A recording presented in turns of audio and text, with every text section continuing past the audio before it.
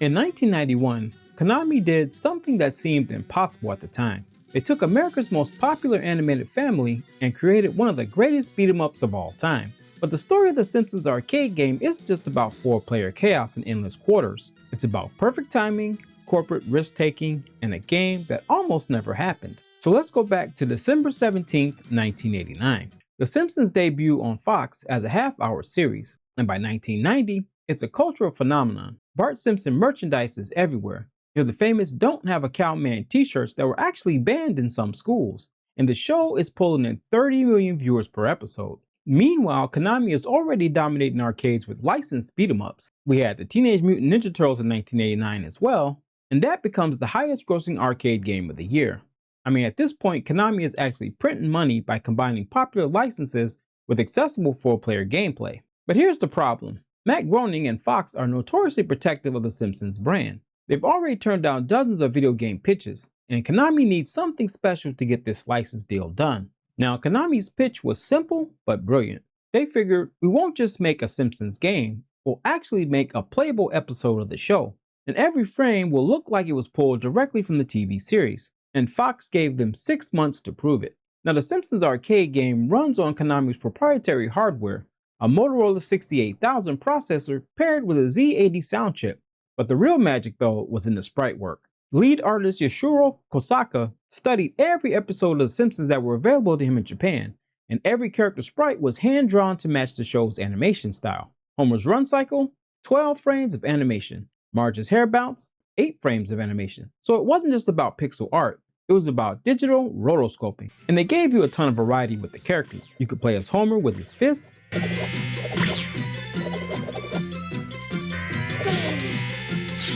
Marge with her vacuum cleaner, Bart with his skateboard, or Lisa with her jump rope.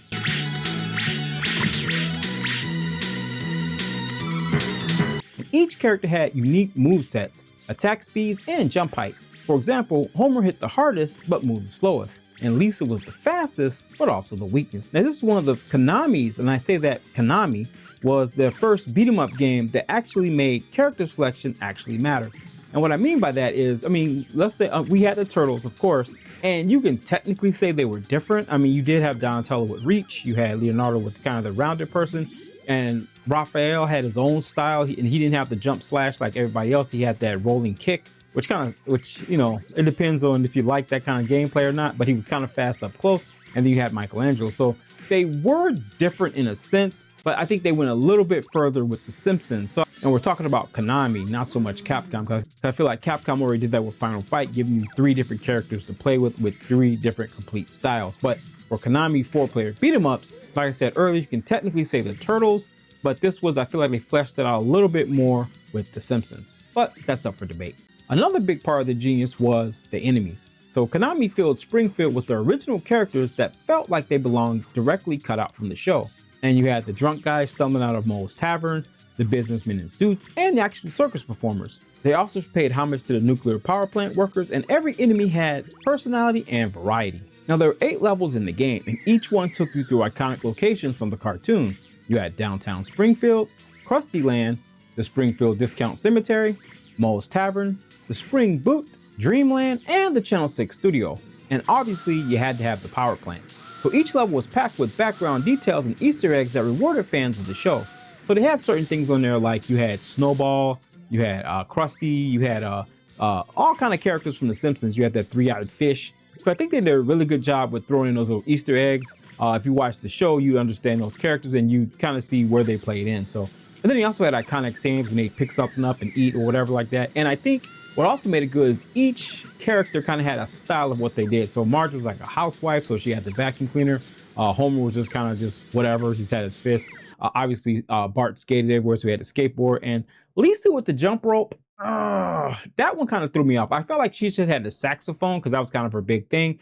But we'll take the jump rope. But yeah, I think the saxophone, in my opinion, would have worked a little better. But anyway, let's continue. So they also had some pretty cool boss fights, and the bosses were cool because they featured original villains that somehow felt authentic to the Simpsons universe. I mean, these weren't characters in the game, not all of them anyway, So you had the giant wrestler at the beginning, you had the drunk in the pink bunny suit, and you had Smithers. That's a key component in the Simpsons cartoon. The final boss, obviously, we know it's going to be Mr. Burns in a mechanical suit. You hit him once after the suit, he goes down. So that was a nice touch they put in there. So they did pay homage to the villains and cartoon characters that were actually from the show. So in March 1991, the Simpsons Arcade Game launches in North American arcades, and the timing couldn't have been better. The show at that time was at its peak in popularity, and the 4-player cabinets are the hottest thing in arcades. Now, it did offer a couple of variations.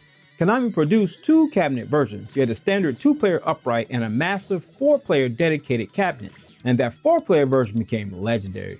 It was 52 inches wide and featured a massive marquee with all 4 characters and the side art that looked like it was painted pretty much straight from the show's artist. Now, some people complained that the game was brutally difficult by design. I don't know if I agree with that. I felt like out of all the beat 'em ups in my mind, and that's just my opinion, I feel like this one probably was one of the easier ones because you could actually, if you took Marge, you could actually keep people at bay because her reach was probably, I want to say, borderline broken in the game. And unlike Turtles, you can actually, and even I even say X-Men at times, you could knock them down pretty much with a quick sequence before they even get to you. So you could kind of spam the enemies, and X-Men would kind of do that as well. I think Turtles was probably, in my opinion, probably one of the harder ones to get through if you didn't know the patterns. But people did complain about this one being difficult. I just didn't think so. But it still had the traditional stuff in Konami 4-player games. The enemies swarm from both sides and help deplete it pretty quickly when you got hit. But continues at the time were only a token or 25 cents, and the game was so fun that players didn't care. You were actually playing, the Simpsons cartoon. So arcade operators report that the Simpsons cabinets were earning about $300 to $500 per week. That was double what most games made at the time, per week anyway. And critics at the time praised the game's authenticity. EGM called it the most accurate TV to game conversion ever made, and GamePro gave it perfect scores across the board. And even Matt Groening himself publicly endorsed it, saying Konami got it right when they did The Simpsons. So the comparison with other licensed games of the era, I think what made The Simpsons Arcade special was that it, in my opinion, never felt like a cash grab. I mean, you were actually paying what you were getting, on the screen. I mean, there were other licensed games that were kind of lazy reskins, but Konami built something that respected both the source material and the players at the same time. And it proved that licensed games could be excellent if developers actually cared about the game. Because lots of times they'll make arcade games and they'll just slap a title on it, and the characters might be from the franchise or the branding they're using, but the gameplay is completely different. But I think this was spot on with what The Simpsons actually would be like if they actually were in a fighting game or a beat 'em up game, because actually a lot of the backgrounds and the characters actually matched what the cartoon should be, and the art drawing and the sprites and the framework actually was a good complement to the cartoon as well. So it didn't feel like, in my opinion, nothing was out of place. So when you played the Simpsons game, at least when I did, I felt like I got the Simpsons experience, like at least as best I could in the video game. Now, all things weren't sunshine and roses. You did have the legacy problem. So here's where things got a little complicated. Now, even with the more popular systems not getting the game, I will say, believe it or not, they did have 2 releases, and I can't sit here and tell you that I played these because I never have, but they did have a release for the Commodore 64. And it does more like what Commodore 64 would look like. It's not nowhere near as good as the arcade, but it was one of 2 actual home consoles to actually get this game, and the other being the MS-DOS. And this one actually looks pretty flipping good for a 90s computer. I mean, for the most part, it doesn't look as polished as the arcade, of course, but for what it was, I feel like it looked pretty good because MS-DOS was kind of cool. It had some hit or miss games, but I think Simpsons version of it actually looked pretty good. And we have to thank the footage from World of Long Plays because I couldn't get mine to work. I didn't have this game. So yeah, they actually did have a showing on the home front. They just wouldn't be mainstream like, NES and stuff like that. But yeah, it was out there if you had these systems. Now, Konami owned the arcade rights, and Acclaim had the console rights for Simpson games, and Fox wanted control of everything.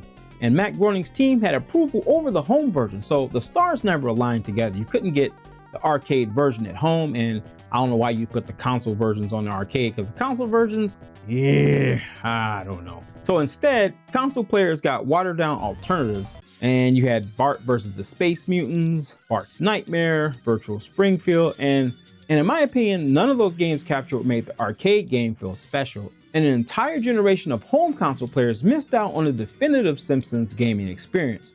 Now, the Simpsons games we got at home, I felt like they were, obviously they were less than what the arcade was, okay? It wasn't 4 players or anything like that, and it was kind of a whole different thing. The arcade was like a beat 'em up, and the Simpsons home versions were kind of like platforming games, and they were extremely hard, in my opinion. I mean, I played some tough games, and those rank up there as just being hard and sometimes just frustrating with the controls and the hit collision on them. So I don't want to call them bad games. It just wasn't my cup. But I mean, some people might like those games. I just found them really difficult. And it did carry the Simpsons theme, and it did have the theme music from the Simpsons game. So to say they were just crappy games, I won't say that, but I'll just say they were challenging. So I'll leave it at that. So by the late 1990s, original cabinets started to disappear. Arcade operators moved on to fighting games and racing simulators. And The Simpsons? At that time, the arcade game was kind of becoming just a memory, something you'd occasionally find in a pizza parlor or bowling alley, usually with broken controllers and faded monitors because the games were so old. But thank God for MAME. So the game did survive through emulation, and MAME preserved it digitally, allowing fans to experience it on the home computers, but it existed in legal limbo, beloved but inaccessible through legitimate means. And this would stay that way until February 3rd, 2012. 21 years after its arcade debut, Konami finally released the Simpsons Arcade Game on Xbox Live and the PlayStation Network, and the licensing nightmare was over, at least for a little while. These digital releases featured HD graphics, online 4-player co-op, and all the original content intact, and fans who spent hundreds of quarters in 1991 could finally own the game. And that opened up the door for new players who actually got a chance to discover why it was so legendary. And it sold well initially, but here's the tragedy. On January 1st, 2019, the game was delisted from both platforms. License agreements had expired on the game, so if you didn't buy it during that 7-year window, you can't legally purchase it today. So basically what that means is if you didn't buy the game back in 2012, between 2012 and 2019, you can't buy it today. Now, if you have an old Xbox with that you bought the game before, you can re-download it, but you just can't buy it again. They can't sell it to you because then it had a couple of games like that.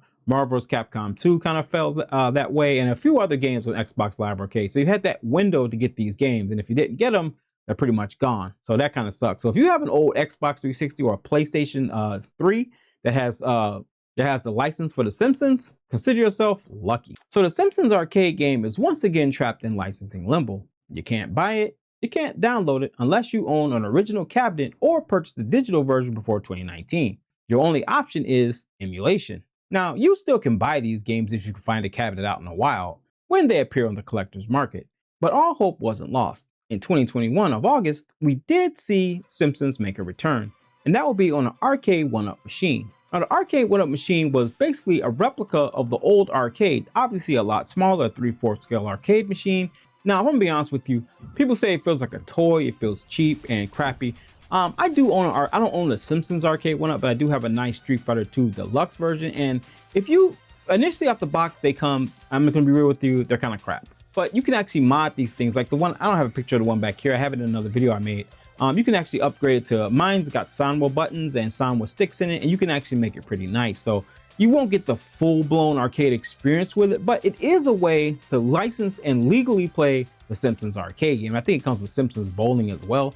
So even though you had that window where it was closed from 2012 to 2019, if you didn't get it, 2021, you would be able to get Simpsons again, and you can still see those floating around for not a lot of money. I mean, obviously, like I said, the arcade ones, they're gonna run you anywhere from $2,000 to $4,000 for an actual working. That's when they come up on the arcade collector's market. But look, just for what it's worth, if you want to play The Simpsons, you actually find, I don't think you don't sell them at Walmart anymore, but you can find them in the wild. You can look on Facebook Marketplace, something like that. But if you fix that machine up, it is a nice little eyepiece in your man cave or woman cave, whatever you got. So there is, thank God, still a way to find Simpsons without having to pay $2,000 to $4,000 for it. So if you're interested in Simpsons, you can pick it up. And arcade preservation groups are working to keep remaining machines functional because The Simpsons Arcade isn't just a game, it's a time capsule of the 90s pop culture. To me, it represents a moment when arcades were thriving. Back in the good old days, The Simpsons was the biggest show on television at the time, before they made like 50 seasons anyway, and Konami was at the peak of their creative powers, a moment when everything aligned perfectly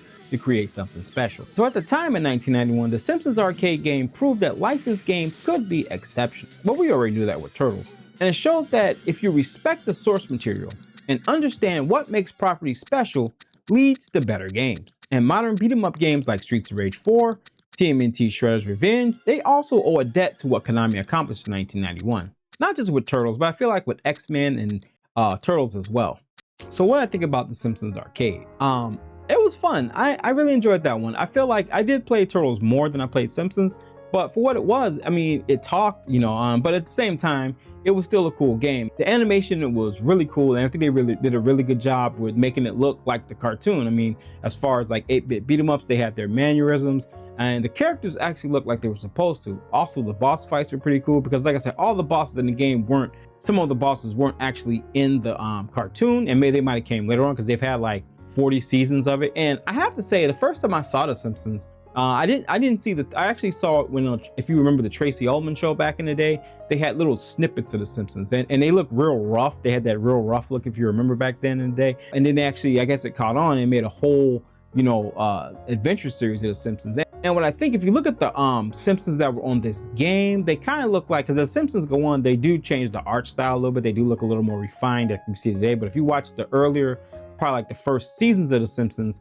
they look a little rougher and a little more primal than they do moving on to like season 3 or 4. So this game to me was kind of looked like they were based off those earlier episodes of The Simpsons. But overall, a pretty good showing. I mean, the 4-player variety worked. I felt like, to me, I felt like Marge was probably the best you could pick. Maybe Marge first, and then maybe Maggie, and then Bart, and I think Homer probably being last, even though he's probably one of the, well, Bart was kind of the star at that time. But I feel like Marge actually was actually better, because that vacuum cleaner, you can actually knock down enemies from a far distance and actually do a whole sequence and knock them down before they come back up. So, but overall, Simpsons was pretty cool. I did like Turtles a little better, but for what it was, I thought Simpsons was an excellent choice as well. So yeah, if you ever get a chance, I'm sure at this point you've probably played Simpsons at least sometime in your life.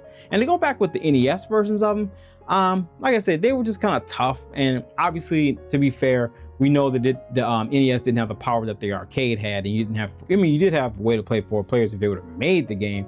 But at the same time, I mean, just to be honest, you can't expect the Simpsons Arcade to be on the NES, at least not back then. But anyway, for what it was, that those games that they had, I think they were just tough. And certain people, I mean, to a lot of people, they weren't well received. I mean, even if you love Simpsons, they were still just hard and just over the top. But some people probably like those games. For me personally, I just felt like they were a tad bit on the difficult side and just kind of awkward to play.